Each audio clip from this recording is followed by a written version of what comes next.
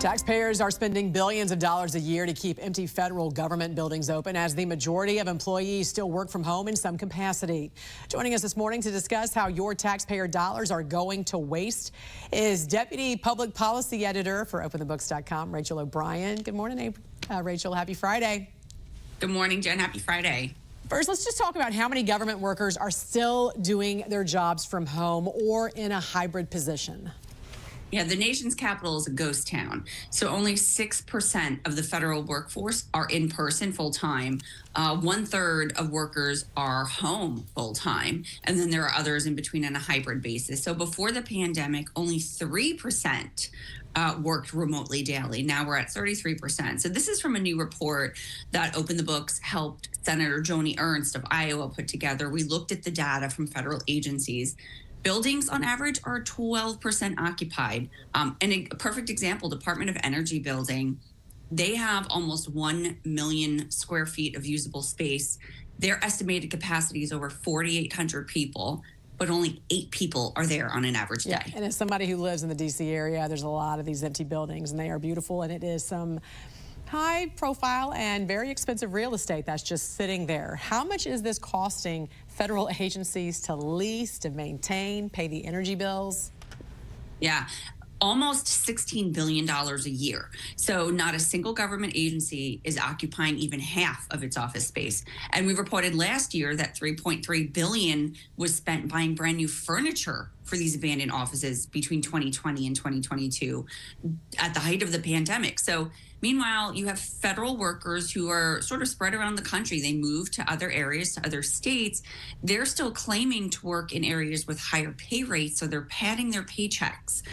We see that between 23 and 68% of employees who are working remotely are using the incorrect local pay. So they're getting paid much more than they should while we're still paying for these empty buildings. Yeah, and there's also another huge issue on top of that, and that's what lawmakers say when it comes to productivity and the reason why we've seen a delay in service and action with some of the most critical issues facing Americans. Give us some examples.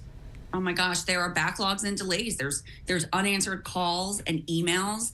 There are thousands of calls from veterans seeking mental health care that go unanswered. So Senator Ernst cited an example. There was an FDA whistleblower report that was unread for months in 2020. It was a warning about bacteria spreading in baby formula. You may remember this ultimately caused a national shortage. So if you had a baby back then, like I did, you remember how hard it was to find formula. It really impacted people. So we've seen here at Open the Books delay after delay of freedom of information requests because agencies are still operating as if COVID measures like social distancing are an excuse. They actually say that. People are working remotely. We've seen this at the NSF, the USDA, and others. What can be done? Because at this point, some unions are trying to block any mandate to return back to the office, right? That's exactly right. The Biden administration has already demanded that agencies do come back meaningfully in person to work at federal offices. And right, unions are blocking it. They have collective bargaining agreements that allow people to continue to work remotely. So Senator Ernst has proposed a few things. Allow the federal workforce to permanently spread across the country, giving them the proper pay.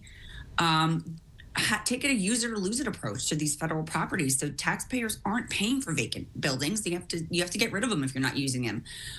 Give people permission for remote work, but tie it to their performance. They have to have a certain level of performance and monitor their locations through VPNs, just like the private sector does. So last month, Senator Ernst was announced as the chair of the Senate DOGE caucus.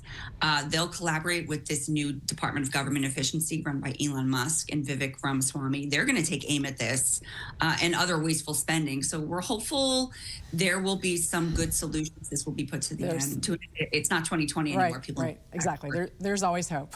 Great to see you, Deputy Public Policy Editor for OpenTheBooks.com, Rachel O'Brien. Have a great weekend. You too. Thanks, Jen. Thank you.